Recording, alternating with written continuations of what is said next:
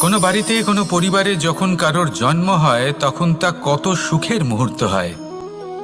সেই ছোট্ট সন্তান যখন কিছুটা বড় হয় সে হাঁটার চেষ্টা করে, আর সেই প্রক্রিয়াতেও খুব বড় একটা শিক্ষা লুকিয়ে রয়েছে, ঠেলে দেওয়া।